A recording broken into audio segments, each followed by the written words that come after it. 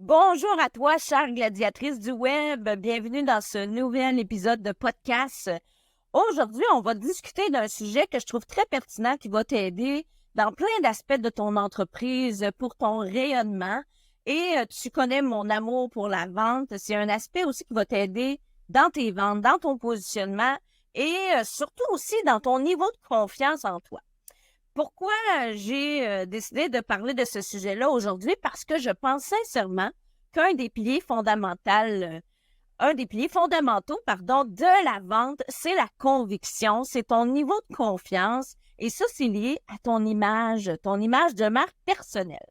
Alors, j'ai invité une experte de l'image, Rodi Lamour. Salut, Rodi. Salut Cindy, Tu vas bien? ça va très bien et toi? Oui, alors toi, Rodi, tu es une experte de l'image et du positionnement. Ton titre comme tel, quand tu te présentes, c'est quoi exactement? Mon titre, en fait, c'est consultante en image pour traduire de l'anglais, image consultant. Et ça inclut quoi, dans le fond, quand toi-même, là, tu parles de l'image? Comme moi, je parle de l'image, je vais travailler, oui, avec des outils externes comme couleur, morphologie, la forme des vêtements, des accessoires, et je vais aussi travailler avec la personne en soi. Ça veut dire que je vais faire un parcours pour savoir comment, comment ça va le niveau de l'estime de soi, comment cette personne-là se perçoit et qu'est-ce que cette personne-là désire communiquer aux autres. Parce qu'en fait, on ne communique pas tout ce qu'on est ou tout ce qu'on veut, toutes ces valeurs d'un seul coup. On choisit ce qu'on veut et d'autres qu'on garde, ou bien ça dépend de quel moment dans lequel l'on se retrouve. Donc, moi, je vais faire ce match et comprendre l'objectif du client pour voir comment va sa communication de façon intégrale. Oui, c'est ça. Puis avant qu'on débute l'entrevue ensemble, tu me nommais un mot qui est super pertinent par rapport à l'image, hein, c'est la cohérence. Donc, comment tu permets à tes clientes, est-ce que tu travailles autant avec les femmes que les hommes, Rodi? J'ai oublié de te le demander. Alors, votre question, Cindy, oui, je travaille tant avec les hommes qu'avec les femmes. OK, parfait. Alors, comment tu vas faire en sorte d'amener cette cohérence-là dans l'image pour tes clients? D'abord, pour qu'on puisse avoir une cohérence, c'est d'abord arrêter de se diviser. Je m'explique. De se diviser dans sa vie. Par exemple, accepter qu'on a plusieurs chapeaux, par exemple. Ça peut être un enjeu pour avoir de la cohérence. Accepter, oui, si quelqu'un dit, moi, je suis une maman. Oui, accepter qu'elle soit une maman. Oui, elle est une ingénieure. Oui, accepter qu'elle soit une ingénieure. Oui, qu'elle fait du chocolat. Accepter qu'elle est chocolatière. Donc, premièrement, c'est sa propre cohérence. C'est accepter tous ces, je peux dire, toutes les petites montagnes, tous les chapeaux que nous avons de notre vie. C'est ça qui est pour la première base de la cohérence. L'acceptation de soi et de sa réalité. Donc, c'est ce premier aspect-là. Hmm. Ensuite, dans la cohérence, ne pas se diviser dans son message. Des fois, du mot de poste, si je vais réseauter dans la chambre de commerce, je suis Rodi version 1. Si on va, quel endroit que pourrait dire, si on va faire un réseautage communautaire, et là, je vais être Rodi version 2, et je ne sais pas, d'autres versions. Donc, quand on fait plusieurs versions de soi, et on n'arrive pas à se fixer comment on veut être, c'est ça qui dérange dans la cohérence. J'aime beaucoup ça. En fait, tu sais, si on prend mon exemple à moi, j'ai un côté très, on va dire, moi, on pourrait me caractériser de mini-wit. J'ai un petit côté blé entier, puis un petit côté sucré. On va dire mon côté très dynamique, énergique, avec l'humour. Tu vois, je suis en fuchsia aujourd'hui, juste pour toi, Rodi, c'est ma couleur fétiche. Fait que ça représente mon côté plus bubbly, mais j'ai aussi le côté planification, le côté un petit peu plus cartésien et tout. Et j'aime ça mélanger, en fait, ces deux couleurs de ma personnalité pour pas montrer uniquement un seul côté. Est-ce que c'est ça que tu veux dire, hein, de mélanger aussi le fait qu'on n'est pas nécessairement une chose unique, puis de faire un amalgame de ça qui soit cohérent. C'est ça que tu veux dire un peu? Je veux dire, dans chaque type d'apparition, dans son quotidien, on doit retrouver certains éléments qui vont rappeler à Cindy, pas au monde, hein, qui vont rappeler à Cindy son côté coloré, ce qu'elle aime, ce qu'elle veut faire, comment elle se sent, son côté qu'on peut dire plus intégral et tout ça. Donc, c'est ainsi qu'on va obtenir un style qui va être cohérent vraiment et qui va être capable d'aller dans différents types d'événements, différents endroits, sans se transformer à chaque fois. Oui, parce que j'adore ce que tu as dit, que la première chose pour être cohérent, c'est de s'accepter. C'est pas nécessairement toujours facile, surtout quand tu commences en affaires, d'accepter qui tu es vraiment, mais c'est ce qui t'amène vers l'authenticité. L'authenticité, la vraie. Parce que je t'ai partagé avant le début de l'entrevue que j'étais banquière. C'est certain que je pouvais vêtir la personnalité de la banquière, mais quelque part, il manquait quelque chose, on va dire, de pimenté ou de rosé à cette personnalité-là. Donc, par exemple, quand j'étais banquière, on me disait, toi, Cindy, tu as des lunettes roses, tu vois la vie en rose. Donc, même dans mon rôle de banquière, j'avais cette vision-là positive, ce petit pep dans ma voix. Puis moi, j'ai toujours dit à mes clientes, les gens vont t'accepter pour qui tu es. Donc, autant que tu sois qui tu es en tout temps. Tu vas attirer à toi les clients qui aiment qui tu es. Qu'est-ce que tu en penses, Rodi? C'est réellement cette situation que nous vivons. Et comme j'ai publié sur mes réseaux, ça fait comme une semaine, j'avais publié sur mes réseaux que l'authenticité a un prix. L'authenticité a un prix dans le sens que tu peux pas avoir tout le monde, OK? D'abord, il faut se mettre ceci dans la tête, c'est une réalité. Pas que tout le monde va nous jeter, mais il y a une partie qui va comprendre, accepter et nous suivre, une partie qui ça ne va pas cliquer. C'est bien normal et c'est aussi une réalité qu'on doit accepter. Mm-hmm. Quand on a fini de s'accepter, ça ne veut pas dire que tous les autres vont nous accepter. C'est pas, OK? Donc, on s'accepte, on s'accepte pour sa propre paix, on s'accepte pour son propre bien, on s'accepte pour accepter notre présentation comme nous sommes. Donc, on fait la paix avec nous pour nous préoccuper d'autres choses qu'on veut réaliser dans notre vie. Par ailleurs, cette authenticité ne veut pas dire qu'elle va être achetée par tout le monde. Donc, comment continuer à vivre de façon authentique? C'est en sachant que mon authenticité va attirer les personnes qui le comprennent, qui l'acceptent, et probablement moins les autres personnes qui ne comprennent pas, ou bien qui ne l'aiment pas, ou bien que ça ne clique pas. Voilà. Mais qu'est-ce qui va arriver de bon? Oui. Mais qu'est-ce qui va arriver de bon dans tous les cas? Dans tous les cas, une personne qui peut-être ne t'aime moins pourra toujours te référer avec la personne avec qui tu cliques. Tu peux rencontrer quelqu'un et puis peut-être pas nécessairement son genre, mais te dire, hey, mais j'ai rencontré quelqu'un, j'ai rencontré Cindy toute pétillante avec ses lunettes roses. Mon Dieu, elle a cette coche de pluie là. Écoute, peut-être c'est pas trop mon genre, je suis plutôt traditionnelle, mais toi, je pense que toi avec Cindy, ça devrait marcher. Mais si Cindy, quand tu avais rencontré cette personne-là, tu essayais, peut-être cette personne-là, elle n'aurait pas su, mais puisque tu lui as montré ta vraie saveur, comment est-ce que tu es, cette personne-là, elle t'a mieux capté. Elle peut te référer ou te présenter à quelqu'un d'autre. Donc, ça veut dire que, ou bien la personne peut changer de moment dans sa vie. Peut-être dans un moment, cette personne-là ne comprenait pas. Puis, dans un autre moment, tu dis, « Hey, j'ai besoin de toi. Tu sais, je me sens un peu là, je me sens un peu, je ne pas dire un peu abandonné, mais on peut se sentir comme on est trop dans la monotonie. Apporte-moi de ton soleil, viens faire ça bouger chez moi. » C'est ça. Et amener plus de sorties de zone de confort, plus de confiance, plus de joie dans le sérieux des affaires, en fait. Parce qu'être en affaires, c'est mieux que lorsqu'on amène un peu de joie à l'intérieur de tout ça, ben, ça peut être intéressant. Puis je donne mon exemple, en fait, parce que je trouve que c'est représentatif, parce que l'image de marque, tu vois, j'ai ici, ça c'est mon logo que j'avais fait faire, Rodi, je te montre ça, que j'avais fait faire quand j'ai démarré en affaires en 2012. Et tu vois, on avait indiqué le gris comme étant le sérieux, le côté rationnel, la stratégie. Puis tout de suite, il avait reconnu en moi le côté quand même fuchsia, la joie, hein, le côté plus dynamique et tout. Puis c'est correct aussi, comme je le disais tantôt, d'avoir un amalgame hein, dans notre image de marque. Toi, dans ton image de marque, là, tu nous as parlé de la personnalité, tu as abordé un petit peu aussi les vêtements, c'est quelque chose, hein, le style qui te touche beaucoup. Comment tu abordes le style, justement, les vêtements, etc., avec les gens que tu accompagnes? Est-ce que tu es styliste, d'ailleurs? Je sais pas. Moi, je suis consultante en images, mais il arrive qu'au Québec, on utilise le terme de styliste.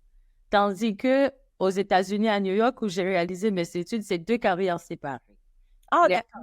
les consultants en images, nous allons travailler avec la présentation de la personne et de qui elle est pour arriver à l'habiller dans son quotidien et dans tous les autres événements de sa vie selon sa présentation et qui elle est.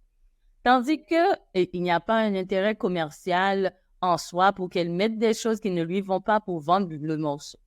Ah, j'entends ce que tu dis. Oui, donc, un styliste, si je mets mon chapeau, parce que j'ai suivi aussi des cours de styliste en dehors de l'imagerie, parce que je suis aussi mannequin professionnel, Ah, dans le styliste, oui, il y a un intérêt commercial qui dépasse l'intérêt de l'humain devant soi. je comprends. Travailler pour vendre si on met un chapeau, des fleurs, écoute, on veut vendre ce chapeau, même si ce chapeau ne fait pas bien à la On personne. va vendre plus des marques ou des styles pour certaines raisons. Oui, et puis aussi, ça peut même friser le snobisme. Voici quelles sont les tendances de maintenant, de ça. Ah non, tu vois, j'aime pas trop cette attitude parce que ça correspond pas avec mon côté authentique. Alors, je pense que j'aime mieux le consultant en image. Ça correspond mieux à ma personnalité. Et, J'aime bien que le style dure longtemps, en fait. mais pour que le style dure longtemps, il faut qu'on laisse les tendances. On va être aware, comme on va savoir qu'est-ce qui se passe pour ne pas être non plus en 1700, mais ça ne veut pas dire que si tu ne portes pas ce morceau-là, t'es pas toi. C'est ça que je prône. On peut avoir une tendance je ne me sens pas identifiée à la tendance, je ne l'ai pas achetée et c'est correct. Ça, c'est quelqu'un, pour moi, qui a du style. C'est quelqu'un qui peut reconnaître qu'est-ce que oui, ça me va, oui, je le porte, qui va arriver aussi à s'assumer. C'est en se connaissant et en acceptant ça, je le veux, cela me convient, ceci, je ne le veux pas, cela ne me convient pas en ce moment, je le laisse passer, puis c'est bien. Je respecte les autres qui vont les porter. C'est aussi ça aussi dans la relation de style avec une personne. Donc, moi, par exemple, je vais écouter ton histoire, savoir si une fleur peut être un symbole. Par exemple, j'ai une cliente, les cœurs ont un impact dans sa vie. Donc, elle, même des baskets qu'elle a, elle fait des cœurs là-dedans. Et ses tasses sont des cœurs, c'est tout ça, tout son bureau, des choses comme ça, parce qu'elle, elle pense que l'amour dans le monde, c'est ce qui est le plus important et c'est ce qui l'aide dans les moments les plus difficiles quand elle Ça pense. va la rendre heureuse aussi de propager ce message-là, j'imagine. Oui, donc ça veut dire qu'elle, on a même trouvé des petits médaillons en cœur, tout petit. Peut-être quelqu'un ne comprend pas, mais elle en a en or, par Elle, ça exemple. la connecte avec elle, en fait. Avec elle, que oui, mais les gens ne comprennent pas, Ouais. moi, je vais faire ça avec un client. Puis, à un moment donné, elle va être reconnue par ce symbole-là, finalement. Mais bien sûr, et puis on la voit avec tous ses cœurs. Et puis des fois, elle peut aller dans un autre pays, elle trouve une sculpture en cœur. Bon, tu sais, elle va être là-dedans. Ouais, c'est bien, j'aime ça, j'aime ça. Par exemple, l'organisatrice avec qui je travaille, ma partenaire avec qui on organise les voyages immersifs pour les femmes entrepreneurs, c'est une fan de hibou. Donc, elle a un tatou d'hibou, des bijoux de hibou, des breloques de hibou, il y a des hiboux partout. Alors, Lucie, si tu écoutes mon podcast, je te salue. Parce que c'est intéressant, parce que c'est des symboles, en fait, qui peuvent nous représenter. Il y a aussi les couleurs. Hein. Depuis tantôt, je parle du fuchsia. C'est certain que je peux habiller en fuchsia à tous les jours, à tout moment de toute ma vie. Mais c'est quand même, je trouve, une couleur qui représente bien ma personnalité. Euh, alors, est-ce que c'est important pour toi, les couleurs, Rodi? En te posant la question, j'imagine que oui, mais de quelle façon c'est important pour toi quand tu travailles avec quelqu'un au niveau de son image? Quand je travaille avec quelqu'un au niveau de l'image, je vais regarder sa présentation naturelle. Ça veut dire sa teinte de peau, la couleur de ses yeux, de ses cheveux. Donc, moi, ce sont des informations avec lesquelles la personne vit. Donc, moi, je vais les interpréter pour savoir si sa teinte de peau, ses cheveux, si c'est plutôt froid. Ça veut dire que si porter du fuchsia, ça va être la meilleure idée pour elle. Du noir, du blanc. Et puis, si c'est une personne avec une teinte plus chaude, donc à ce moment-là, je vais chercher si c'est du vert, si c'est du jaune, quelle catégorie de ces couleurs qui lui vont, si c'est l'orange. Donc, ces couleurs-là, en les relationnant à la présentation de la personne va se voir plus jeune. S'il y a du monde, c'est ça la jeunesse éternelle qu'elle recherche. Donc, c'est une bonne idée. D'autres personnes, par contre, il se peut qu'on peut avoir des réalités comme la rosacée, le vitiligo, des birthmarks, j'ai oublié comment on dit en français, les birthmarks, comme les taches de naissance. les tâches de, merci, les tâches de naissance, ou bien aussi ça peut être même des rides, ou bien il y a des accidents, tu sais. Des fois, je travaille avec des clients qui ont eu des accidents. Donc, On choisir des couleurs qui ne vont pas nécessairement mettre en valeur ces traits, évident, oui, en évidence ces traits-là de leur visage. exactement. Je comprends. Ça fait Oui. du sens pour moi. On s'est rencontrés, Rodi, il y a quelques mois à une activité de réseautage au Réseau des femmes d'affaires du Québec. Tu es comme moi, une personne impliquée dans le réseau, tu aimes beaucoup le réseautage. Si tu avais un conseil à partager sur la façon de se vêtir pour aller en réseautage tout en respectant son image de marque personnelle, ça serait quoi? Pour une femme entrepreneur là, qui va au réseau, comment il faut s'habiller? Oui. C'est une grande question. En premier lieu, mesdames, rappelez-vous que la personne qui va communiquer votre marque, c'est vous-même. Arrêtez de mettre de l'emphase sur la carte que vous allez remettre, ou pour le moins, pensez à la personne qui remet la carte quand même. Donc, vous êtes votre ambassadrice de marque. C'est pas en donnant la carte que la personne va se rappeler de votre marque. C'est vous-même qui lui parliez. C'est vous qui avez, en ce moment-là, cette autorité-là de bien vous représenter. Donc, laissez pas au petit bonheur comment vous allez vous habiller, même si je sais que pour beaucoup, on pense que c'est très superficiel, mais tout le monde désire vendre, tout le monde désire qu'on se rappelle d'elle, tout le monde désire qu'on les tienne en compte. Oui, puis ça a un impact sur notre perception des gens. Mais oui. Tu l'as dit tantôt, on ne peut pas nécessairement aimer tout le monde ni être aimé par tout le monde. Ça, c'est certain. Mais tu vois, je suis allée dans une activité de réseautage à un moment donné. Je crois bien que la femme est arrivée avec un pantalon de jogging. Et dans mon esprit, je me suis demandé si c'était approprié pour une activité de réseautage. Tu vois, parce que ça te crée, je sais que nous n'avons pas beaucoup de temps, mais ce qui était arrivé avec le jogger, avec les pantalons de jogging, c'est que ça te crée une conversation mentale toute seule qui est ce qu'on appelle un bruit en image. Ça peut te mettre, tu peux te dire, ah oui, je n'ai pas fait d'exercice, mais peut-être je vais me reprendre cette semaine. Ça peut te faire penser à ça. Ah ouais, moi, je me suis vraiment dit, ah non, non, c'est pas ça que je me suis dit. Je me suis dit, pourquoi être habillée comme ça dans une activité de réseautage? Oui, mais là, t'as dévié de ce que tu devais être. Bonjour, comment ça va? Ou bien à qui tu vas saluer? Ouais, ça déconcentre. Oui, ça déconcentre. Oui, c'est ça exactement, Philippe. Donc, est-ce que c'était une bonne idée pour elle de se laisser comme de déconcentrer les autres ou c'est une façon de se faire remarquer?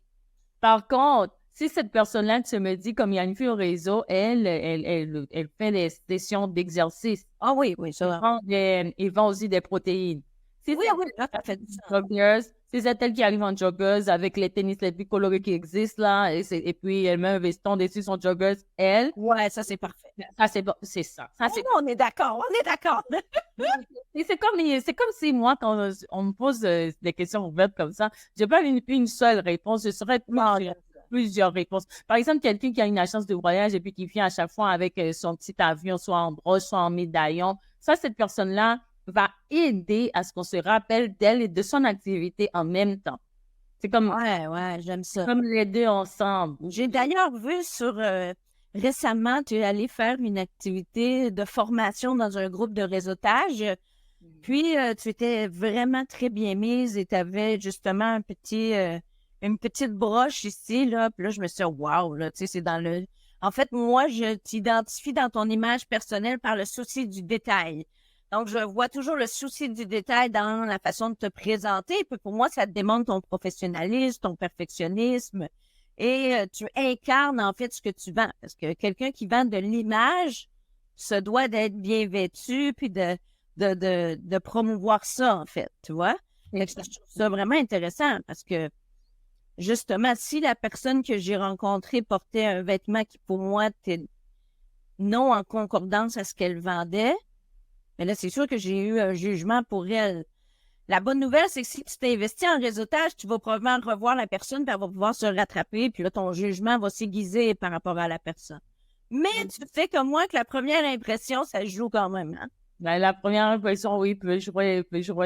Bien que je sais que des fois, c'est pas la meilleure pour comme évaluer quelqu'un parce qu'il existe les accidents, mais toutefois, ça a un impact sur nous quand même.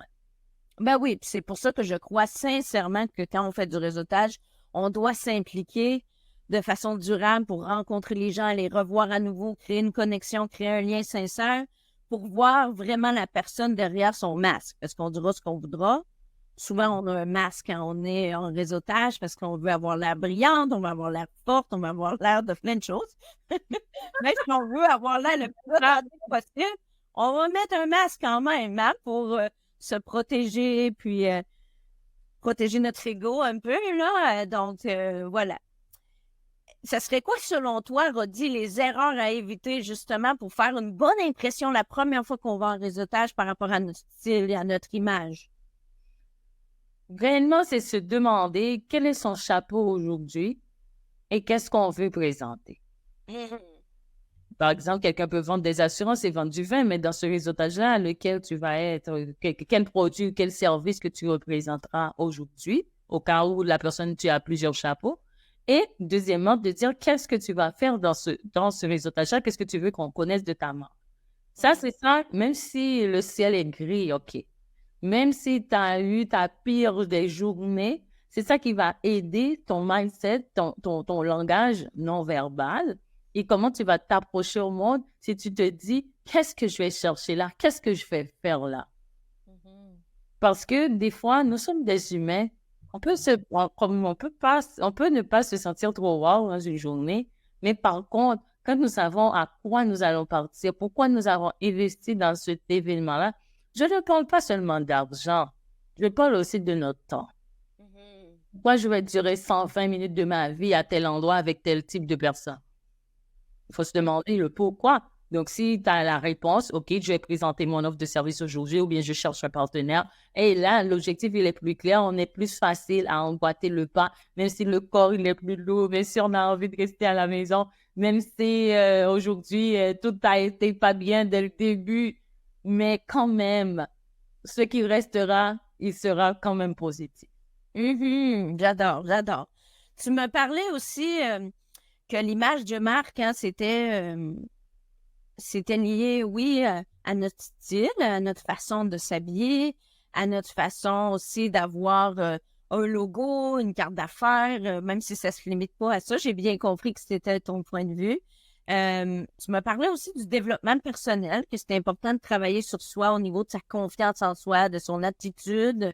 Est-ce que tu as un conseil à ce propos-là pour les femmes entrepreneurs pour booster leur développement personnel rapidement là, pour que justement leur image corresponde à ce qu'elles souhaitent projeter? Ouais. C'est le plus important à développer. Là. Tu me dis, un seul, Cindy, Un seul.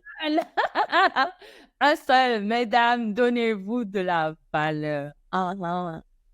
Vous-même à vous-même. De vous-même à vous-même, OK. De se valoriser. Se dire, moi, je vaux telle chose. Je vaux, par exemple, je sais qu'aujourd'hui, bon, il y a la Saint-Valentin et tout ça. Je mérite mon chocolat, je peux me l'acheter si je le veux.